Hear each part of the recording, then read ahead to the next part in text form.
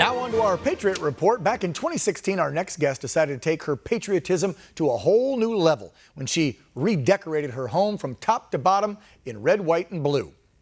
Leslie Rossi joins me from what's now known as the Trump House in Latrobe, Pennsylvania. Leslie, thank you so much for joining Real America. How are you doing? I'm great, thank you. Welcome to the... Yes. So during the interview, we'll roll some video and show some pics of it, but I can see it directly behind you. Let's back up to 2016, and then we'll fast forward to today. Obviously, you're a patriotic woman. You love this country. What made you just one day go, I'm going to paint the house? Yeah, so I hung a Trump sign on a building that I was restoring, and people got pretty nasty about it. I saw a lot of actions and behaviors I really wasn't expecting, just because I was showing my political support for the candidate of my choice. And teachers were being pretty nasty to my children. People were whipping the finger on, passing us on the street. We were getting hate mail, things that were just totally out of character of people I knew for a long time.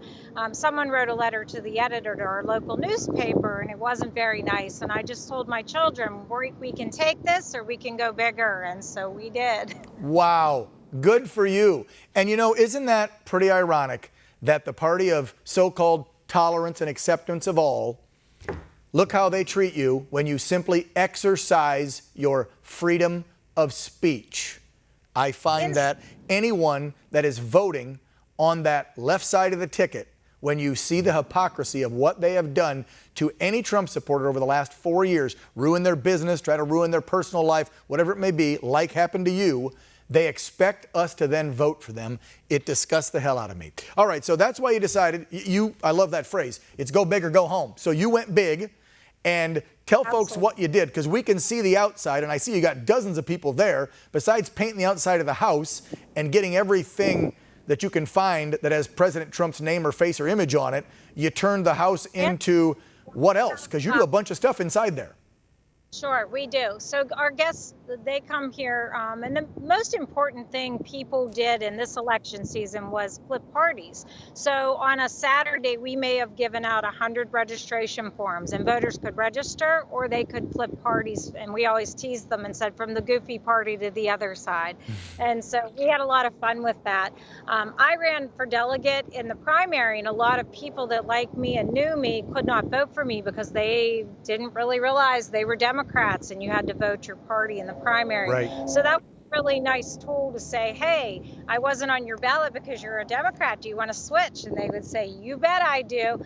So that was a key role thing that I did here was flip voters from Democrat to Republican and register voters. But that ended Monday, but still we get 1,000 visitors a day. On the weekends, we may get 1,500 to 1,800. It's unbelievable. Wow. And I have to say, my children and I, we run this, and the things we've learned just by hearing and being on the ground talking to everyday people has been amazing. It's changed our lives, and you really learn from how politics are affecting everyone's daily life just from being down here on the ground and talking to them and seeing what they have to say and hearing their voice. And it really is so inspiring, and it makes me want to be here every day. And I am here for the voters every day, 7 days a week.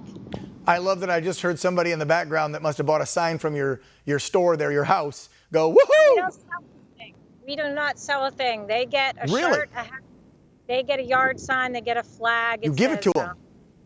We do. Wow. There's no donation. Leslie, what did you do full-time before all this 4 years ago? What were you doing? What do you still do? Sure. Well, I'm a mother of 8, and what I do, my husband and his family own a mechanical testing company, but what I do is I buy old houses and I restore them and I rent them out. So I have several houses, and that's how I had the Trump house. It was an old 100-year-old farmhouse, and it was green Insul brick, 1 coat of paint, $1,000 later, 3 days, it looked like this. So It turned something that's all over the world. I did interviews with Japan and Germany and Ukraine. But the all bigger this week. picture here, Leslie, that I want to get out there and why I want to tell your story so badly is because you were a regular, everyday, average citizen, not involved in politics. You weren't running for office 4 or 5 years ago. You just stood by your convictions. You did what you wanted to do. You expressed your free speech. And even through all the crap you've taken, you have stood fast and firm and not changed. That's what I love about you, and that's why I wanted to get your story out there. So, folks, if you are anywhere near, it's Latrobe. Is that the town the house is in? Correct. Okay, and that's near, what's the biggest city if we don't know Pennsylvania well? It's 50 miles east of Pittsburgh. Okay, so folks, if you're near Pittsburgh, make the drive. It's 50 miles. Go out to Latrobe. See Leslie Rossi at the Trump House. And you know what? God bless you for what you're doing. You have got some big guts, ma'am, and I appreciate what you're doing because a lot of folks out there are keeping their beliefs, political beliefs and support for the president hidden because they're so worried about what may happen to them from the crazies on the left, and you took it the other way. So thank you so much for coming on Real America, telling your story. I see you got to get back to work. There's a lot of people going in and out of the house. Well, thank you. Thank you, Leslie. Take care of yourself. Be safe. When we return, it's time to get real. Don't go away.